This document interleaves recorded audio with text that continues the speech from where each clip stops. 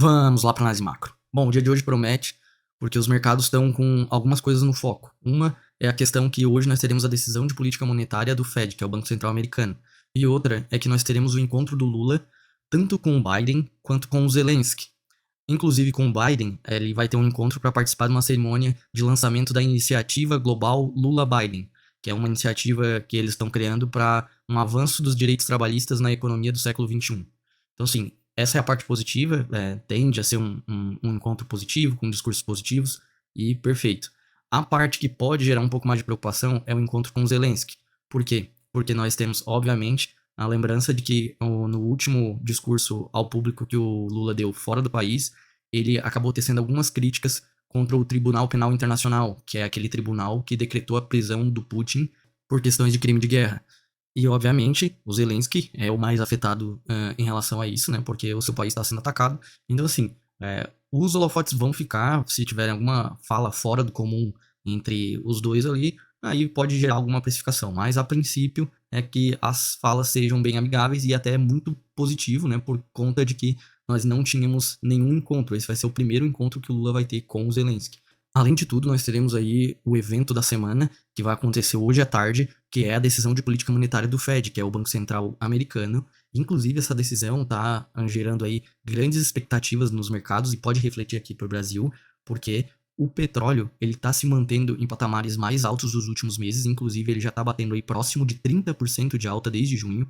Então, isso às vésperas da decisão do Banco Central americano é muito ruim pela questão de que nós temos uma perspectiva de que eles parem de aumentar os juros. Se eles pararem de aumentar os juros, automaticamente reflete positivamente para o Brasil, o que dá mais chances de a gente aumentar os ritmos de corte de juros nas próximas reuniões.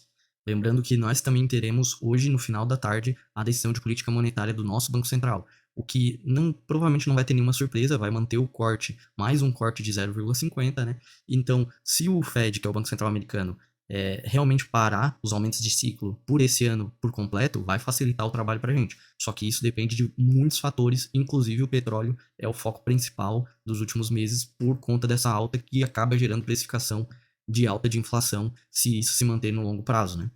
E no cenário asiático, o que pode refletir aqui para a gente também é que eles mantiveram a taxa de juros principais deles, as famosas LPRs, tanto a de 1 ano quanto a de 5 anos, eles mantiveram iguais, não fizeram nenhuma redução, por conta de que eles têm uma preocupação que eles precisam incentivar a economia por lá para reacelerar a economia da China, só que eles reduzindo essa taxa, eles também acabam precificando ruim para sua própria moeda. O yuan teria mais desvalorização, sendo que ele já está em níveis bem desvalorizados historicamente falando. Então, essa foi a decisão do Banco Central Chinês, né, o PBOC, que é o Banco do Povo deles, e nós tivemos aí as encomendas da indústria de Taiwan caindo 15,7%, o que gera precificação. As bolsas asiáticas fecharam todas no negativo, tá? E uma coisa que chamou muita atenção é que essas encomendas de Taiwan, a parte de todo o recuo que teve, 33% desse recuo foram de pedidos europeus, o que dá a entender que realmente o negócio na Europa está complicado na parte da sua desaceleração econômica por lá.